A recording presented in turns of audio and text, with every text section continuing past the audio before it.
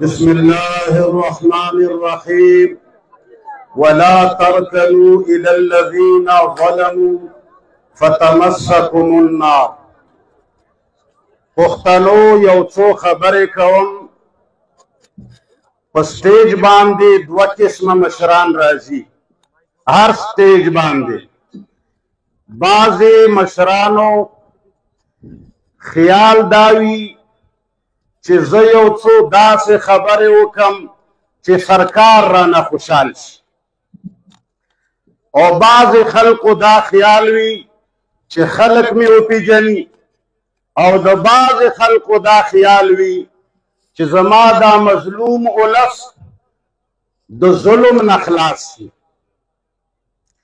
مسلمانانو ورو په تمامي دنیا کې د قومونو د کامیابی راز صرف اور صرف یونین او اتحاد دی. کم قومونه چې متحد دي هغه په بره مزل کوي، کم قومونه چې تقسیم دي او هغه په هره غونډه کې د قوم خبره نه د دفتر خبره کوي، او د خپل مظلوم ولس خبره نه او د ظالم ریاست د خوشحالولو خبرې کوي. نو هغه قومونه وایي چې ونې ونې تبرګې د خپلې کونې، پښتونه په ما کې خپل خلک خرڅ دي. پکار دا دی چې موږ د خپل پښتون قوم او شمله خرڅه نه کړو، او من سیسا پلائی ہوئی دیوار جوړ شو، او د خپلو مشرانو تاریخ ژوندی کړو. زه یوه خبره کوم، وړوکی غوندې وم. ملک خاندان د دې قوم چیف و، او زه د خپل یو مشر سره ګوتې نه نیولی راغلی وم. پولیټیکل ایجنټ او ډېر افسرانو د مهاجرو پولیټیکل ایجنټ هم وو. دوه قومي کسان مړه. خاندان په هغه وخت کې ډېر بوډا و، اورېدل یې کم کولی شول. داسې دا ملک او دا پولیټیکل یې د لاسه راونیو، ورته یې چې کرسي را نږدې کا، زه تا د خپل قوم وجلو ته نه پرېږدم.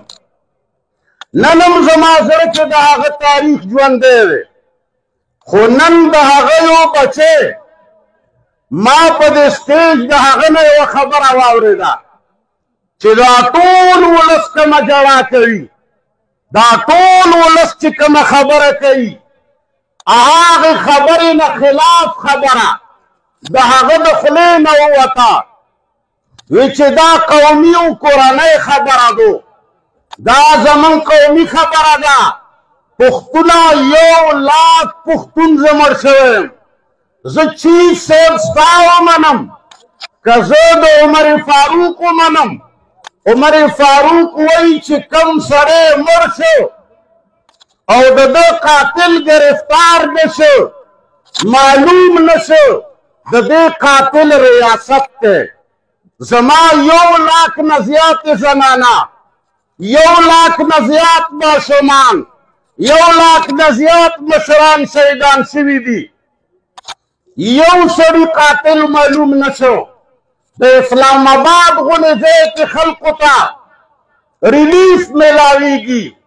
پښتونه د دې بنیادي وجه صرف دا ده چې موږ کې اتحاد نشته، د خپلې وینې غوښتنه نشته.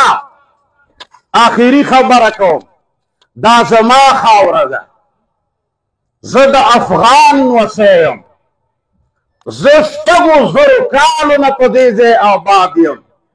ته په سوال راغلی، ما سره د معاهدې شوي دي چې زه به ستا د وینې او د عزت تحفظ کوم، زه به ستا چوکیداره کوم، او ما تا له تنخواه مقرره کړې ده.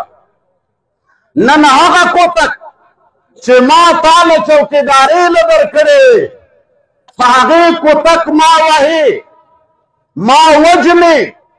دا خلق غلط پوهوي، مختلف قسم خلق راشي مختلف ایجنڈے پیش کری لگیو براک مختلف ایجنڈے پورے کئی مسلمانا تانا سے صرف اتحاد وارو لا الہ الا اللہ ہوا آخری خبر کو حضور ہوا لا الہ اور پدی کلمے سے منصاف واحد دے چھ متحد بہوسو دا سرکار یا دا بنچا غلام بن جوڑی گو اور دا خپل خاور حفاظت بکو کل بکو گلمن نا یو لاکھ شہدان و قاتل زما ریاست تے چھ زما غم نکئی دے خبر تا و پیوزے ادریگو کنا لاسپور تک کلمی سرم واحد دے وصل اللہ تعالی علیہ